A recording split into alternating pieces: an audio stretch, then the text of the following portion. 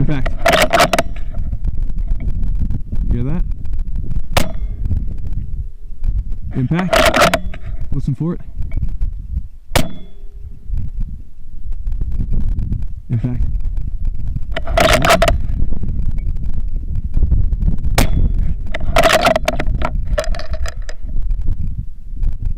Impact. Cool. I'm short stroking it right now, but I'm giving about a half mil left, and yep, off left edge. A little too fast on that one. Slow it down. And impact.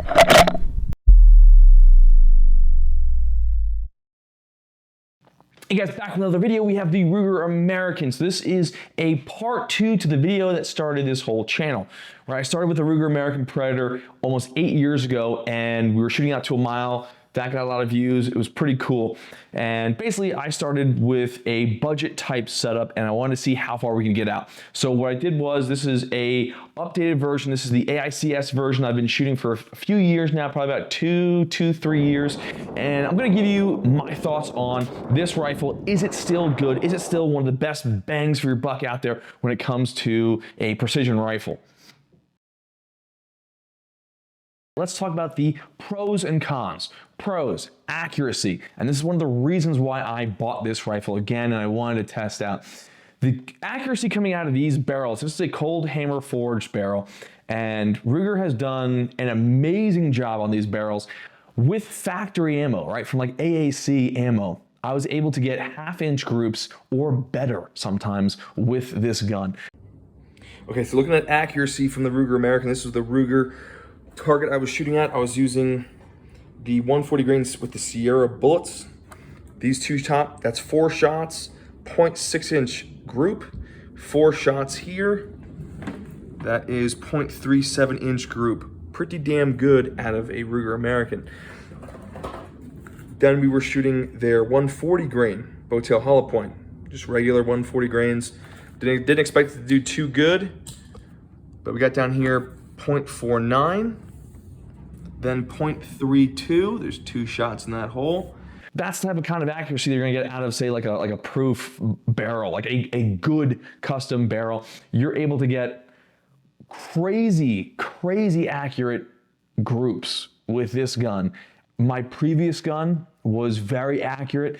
I had sold that a couple years ago because I wanted to get the AICS. I wasn't able to adapt that to the AICS, so I had to buy a whole new gun. So I sold that, and I was like, well, maybe they won't be as accurate. They are still extremely accurate, which enabled me to get shots on a very small target out to 1,000. Wind coming in from 6 o'clock, so let's see.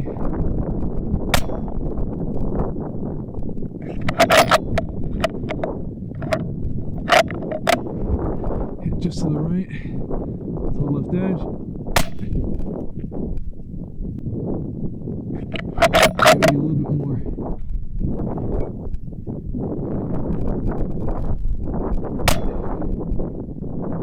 Impact. You hear that? Impact. Listen for it. Impact.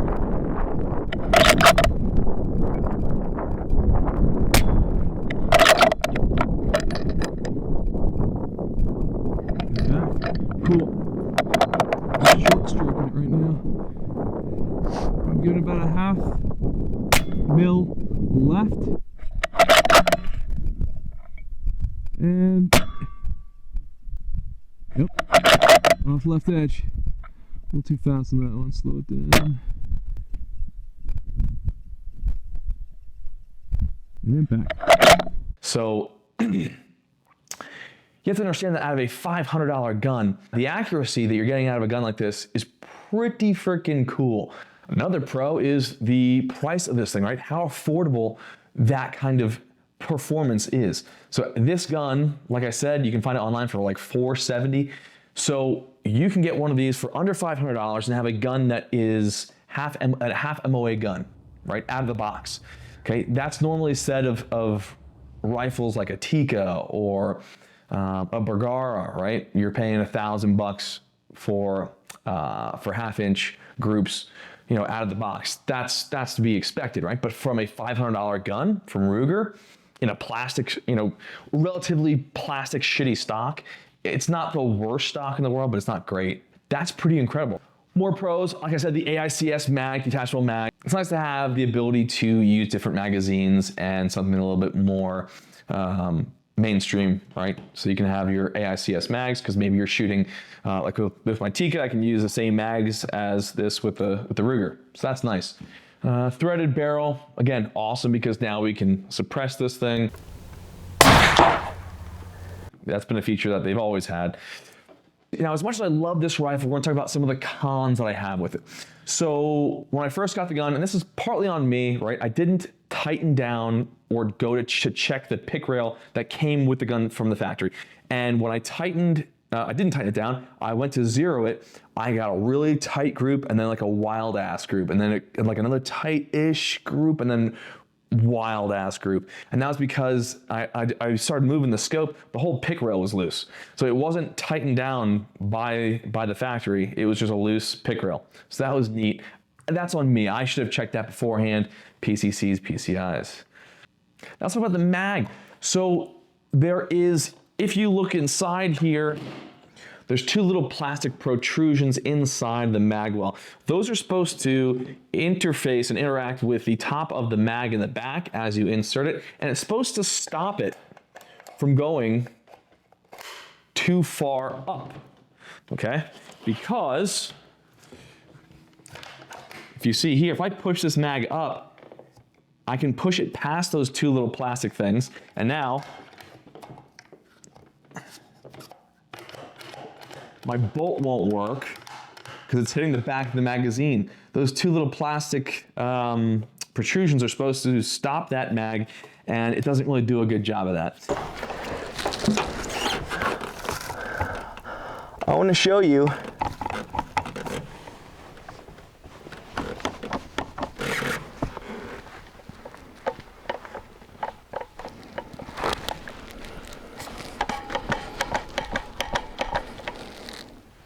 what the hell is going on here?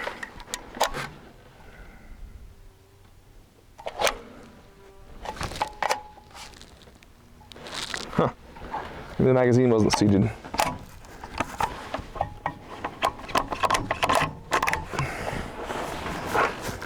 And maybe it was because I was using metal mags that then just pushed right through the plastic. There needs to be a better mag stop than what they have in there right now, because you can't put pressure on this magazine. Like if you were leaning on something and you were trying to run your bolt, I've had this happen where I had to then pull the magazine down to keep shooting. So that's an issue with the AICS. I don't know if they have updated that on the newer Gen 2 guns. I don't know, but that is a kind of a shitty feature of the rifle. Still workable, right? But it's just annoying, kind of annoying, because you'll be shooting and then you'll get stuck and you'll pull the mag down to keep that bolt moving.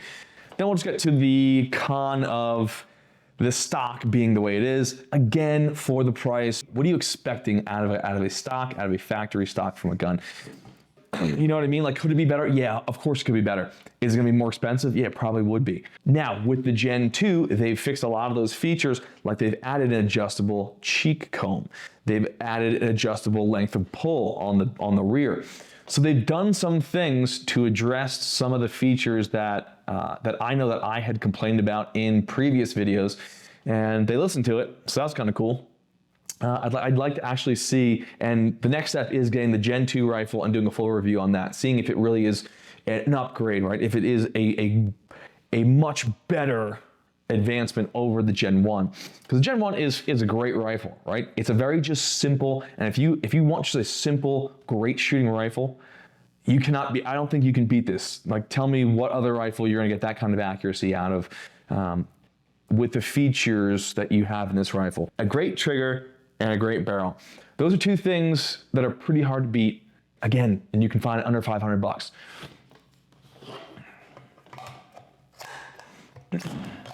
Right? And so right? The accuracy out of this gun, the performance out of this gun, I've been able to get, like I said, half-inch groups. I was able to shoot a target at 1,000 yards, and so this target that we're shooting right now at 1,000 yards, it is 12 inches wide, which means it's basically in 1 MOA wide. Okay, so if we're shooting at 1,000 yards, you're basically shooting at, that's the equivalent of shooting at a 2-inch by 1-inch target at 100 yards. That would be the same equivalent as me shooting that target with this gun at 1,000 yards, right? So to be able to get that accuracy and get repeated hits at 1,000, you wouldn't be able to do that with a gun that wasn't as accurate as this. If that's something that you really want, if that's something that is the top of your list, hey, listen, I want an accurate gun. And who doesn't, right? No one says, well, I want a gun that's 1.5 MOA. That'd be cool, that'd be neat. Everyone's chasing the perfect package, right? Well, I want it to be crazy accurate, crazy light, super customizable, and $200. That's not going to happen. You're not going to find that. So you have to compromise in some areas. Is the stock the best? No, okay? We talked about that. Can you modify it to make it work? Yes. So if you're just getting started out, I say this is a great rifle for you. Holy moly. Like, this is a good setup. So who is this gun for? I'd say namely, number one, hunters, right?